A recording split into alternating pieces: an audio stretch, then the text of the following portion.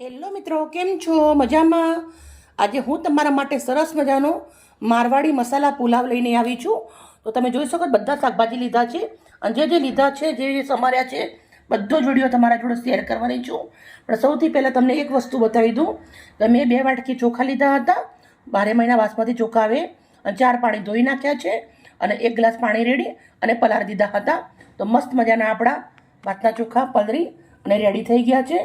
તો હવે આપણે સૌથી પહેલાં ભાત પલાળી દીધેલા હતા, શાકભાજી બધી સમારી લીધી છે. કેવી રીતે બનાવું છું, શું નાખું છું, પૂરો વિડીયો શેર કરું છું, કેમ કે હું બધી દુકાન લઈને બેઠી છું એટલે બધું તમને બતાવું છું અગાડી. મિત્રો, આપણે કુકરમાં બનાવવાનું છે, ખાલી 2 સીટીના અંદર બની અને રેડી થઈ જશે. સૌથી પહેલાં આપણે ગેસના ઉપર કુકર મૂકી દીધું છે. 2 મોટા ચમચા એટલું આપણે મફરીનું તેલ નાખવાનું છે, સિંગ તેલ. 1 ચમચો ભરી અને દેશી ઘી નાખવાનું છે. મિત્રો, હું સરસ વાનગી તમારા જોડે શેર કરું છું.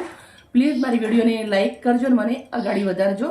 ઘી અને તેલને ગરમ થવા દેશું. સરસ ખડા મસાલા અંદર થોડા કાળા મરી લીધા છે, 4 નંગ લીલી ઇલાયચી છે, 10 નંગ એટલા લવિંગ છે, પછી 1 કાળી ઇલાયચી, ગ્રીન ઇલાયચી 4 નંગ અને થોડું જીરું છે અને સ્ટારફૂલ છે. ખડા મસાલા તમે ઓછા વધારે કરી શકો છો. વસ્તુ વધારે છે એના હિસાબથી ખડા મસાલા પણ આપણે વધારે લીધી, ક્વોન્ટિટી વધારે છે બનાવવાની એટલે. તમાલપત્ર નાખું છું 2 નંગ, પથ્થરના ફૂલ નાખું છું, થોડા સૂકા મરચાં નાખું છું. ખડા મસાલાને સરસ ફૂટી જવા દઈશું. હવે આપણા લવિંગને ફૂટવા માંડ્યા છે. આપણે આદુ અને લસણ નાખું છું. 2 ગાંઠ લસણ હતું અને આદુ હતું, મોટો 1 ટુકડો ઇંચ જેટલો. હવે આપણે બટાકા નાખી દેવાના છે. પછી આપણે ફુલાવર નાખી દેવાનું છે.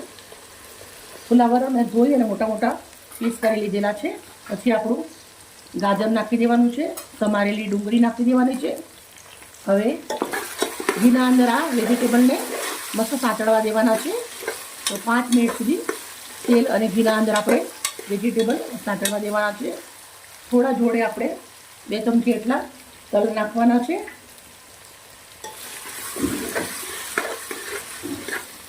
પાંચ મિનિટ સુધી સંતરાવા દેશું.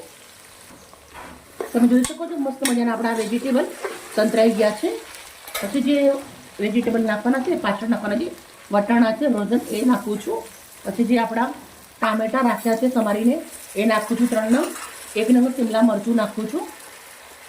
હવે આપણે મસાલા કરી લેવાના. તેલું દેશી મરચું નાખું છું 1 ચમચી, અડધી ચમચી હળદર નાખું છું, ફ્રેશ ધાણા જીરું 1 ચમચી, 1 ચમચી ભરી અને મીઠું. મસાલા નાખ્યા પછી સરસ મિક્સ કરી દેવાનું છે.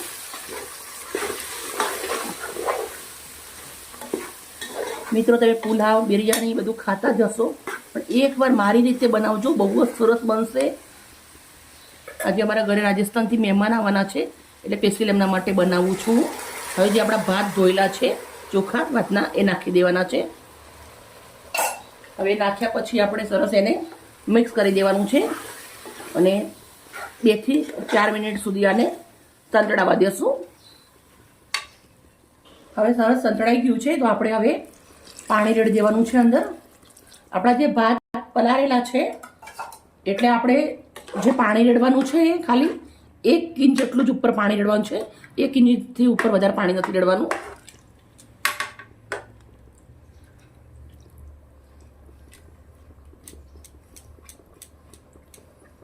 હવે આપણે કુકરને બંધ કરી દેવાનું છે.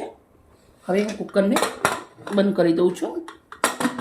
વસ્તુ જાડું છે એટલે કુકર પણ મોટું છે. હવે 2 સીટી આપણે પડી જવા દેશું.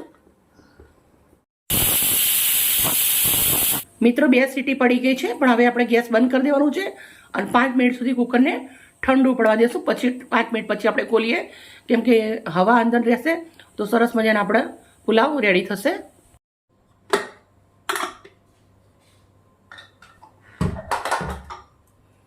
પુલાવ તમે જોઈ શકો છો કેટલો સરસ મજાનો રેડી થયો છે.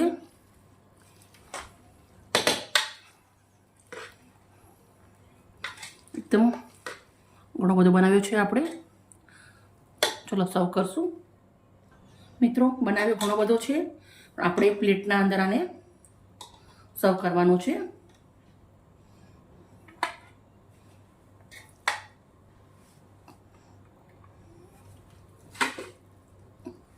પુલાવ બધા અલગ અલગ જાતના હોય.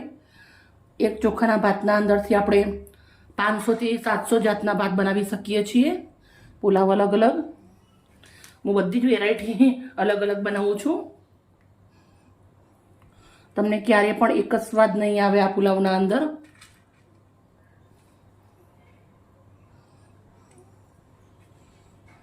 હવે આના જોડે અમને તીખી સેવ બહુ ભાવે એટલે આપણે સેવ થોડી લીધી છે.